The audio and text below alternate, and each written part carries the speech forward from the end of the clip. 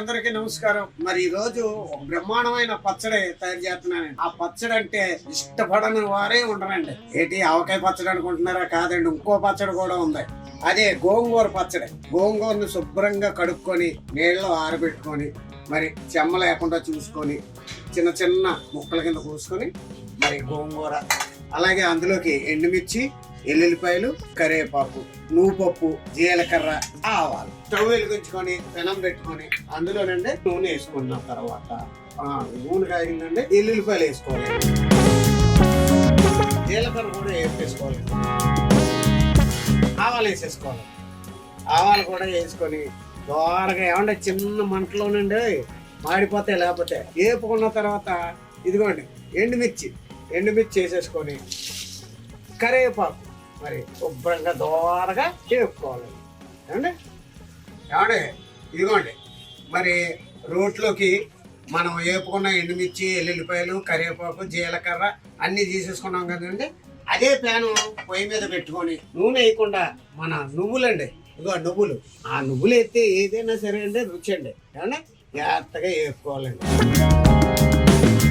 ఇదిగోండి మరి నువ్వులు వేపేసుకొని తీసుకొని పక్కన పెట్టుకున్నాను. ఆయిల్ వేసుకొని ఈట ఎక్కిన తర్వాత గోంగూర వేసేసుకోవాలి.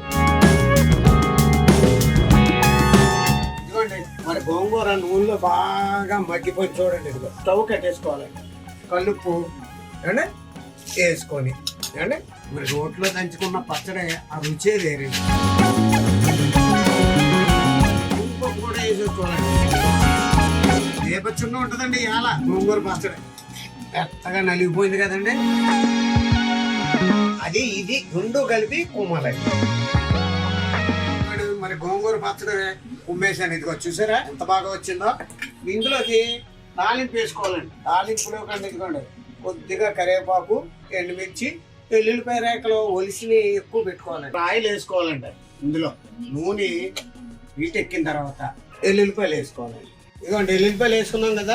ఎల్లుల్లిపాయలు కొంచెం దోరగా అవుతున్నాయి అనుకునేటప్పటికంటే ఇదిగోండి ఎండుమిర్చి, కరివేపాకు కూడా వేసేసుకోవాలండి. ఏమంటే స్టవ్ కట్టేసుకోనండి. ఈ పచ్చళ్ళు వేసేసుకోవాలండి. అంతే. చూసారా గోంగూర నువ్వుల పచ్చడి రెడీ అండి. గోంగూర నువ్వులు కలిపి చేసిన పచ్చడి. మరి ఆ పచ్చడిలోనండి నెయ్యి చుక్క వేసుకోనండి. అందులోకండి ఇగో నంచుకోవడానికి ఉల్లిపాయండి.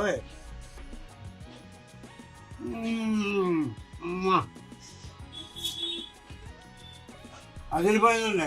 ఏమంటే మీరు కూడా ఇలాగ ఆనందంగా మంచి మంచి కూరలు వండుకుంటూ ఆనందంగా ఉండాలని కోరుకుంటూ మీ జబర్దస్త్ రేసింగ్.